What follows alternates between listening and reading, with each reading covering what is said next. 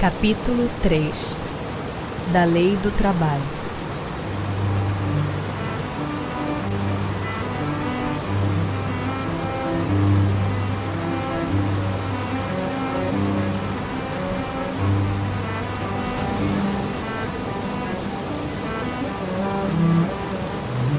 Necessidade do trabalho. A necessidade do trabalho é lei da natureza? O trabalho é lei da natureza, por isso mesmo que constitui uma necessidade. E a civilização obriga o homem a trabalhar mais, porque ele aumenta as necessidades e os gozos. Por trabalho só se deve entender as ocupações materiais? Não. O espírito trabalha, assim como o corpo. Toda ocupação útil é trabalho. Por que o trabalho se impõe ao homem? Por ser uma consequência da sua natureza corpórea. É expiação e ao mesmo tempo meio de aperfeiçoamento da sua inteligência. Sem o trabalho, o homem permaneceria sempre na infância quanto à inteligência. Por isso é que seu alimento, sua segurança e seu bem-estar dependem do seu trabalho e da sua atividade.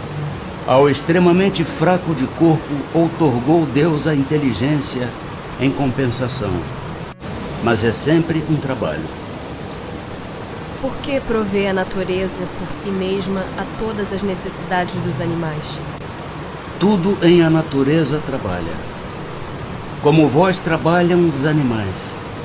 Mas o trabalho deles, de acordo com a inteligência de que dispõem, se limita a cuidarem da própria conservação.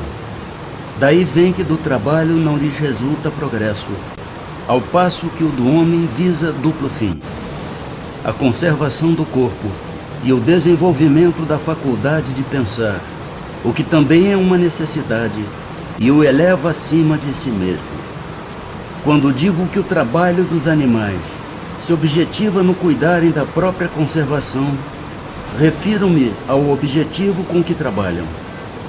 Entretanto, provendo as suas necessidades materiais, eles se constituem inconscientemente executores dos desígnios do Criador, e assim o trabalho que executam também concorre para a realização do objetivo final da natureza, se bem quase nunca lhe descobrais o resultado imediato.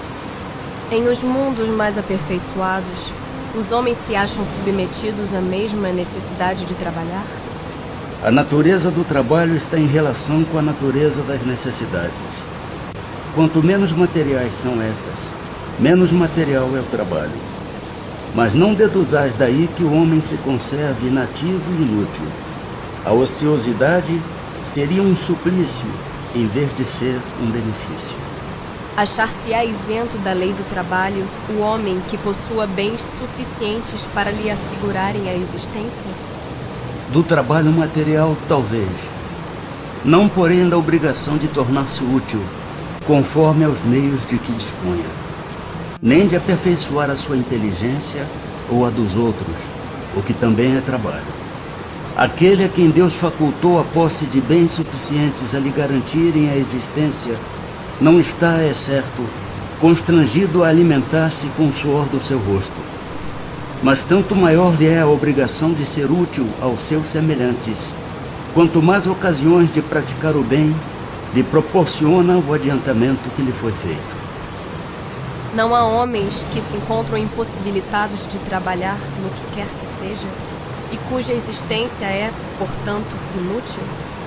Deus é justo, e pois só condena aquele que voluntariamente tornou inútil a sua existência, porquanto esse vive às custas do trabalho dos outros. Ele quer que cada um seja útil, de acordo com as suas faculdades.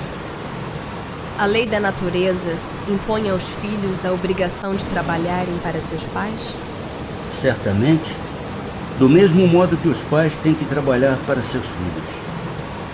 Foi por isso que Deus fez do amor filial e do amor paterno um sentimento natural. Foi para que por essa afeição recíproca os membros de uma família se sentissem impelidos a ajudarem-se mutuamente, o que, aliás, com muita frequência se esquece na vossa sociedade atual.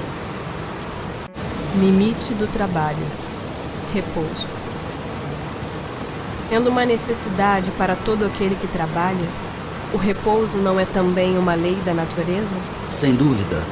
O repouso serve para a reparação das forças do corpo e também é necessário para dar um pouco mais de liberdade à inteligência, a fim de que se eleve acima da matéria. Qual o limite do trabalho? O das forças. Em suma, a esse respeito, Deus deixa inteiramente livre o homem. Que se deve pensar dos que abusam de sua autoridade, impondo a seus inferiores excessivo trabalho? Isso é uma das piores ações. Todo aquele que tem o poder de mandar é responsável pelo excesso de trabalho que imponha a seus inferiores, porquanto assim fazendo, transgride a lei de Deus. Tem um homem o direito de repousar na velhice? Sim, que a nada é obrigado, senão de acordo com as suas forças. Mas que há de fazer o velho que precisa trabalhar para viver e não pode? O forte deve trabalhar para o fraco.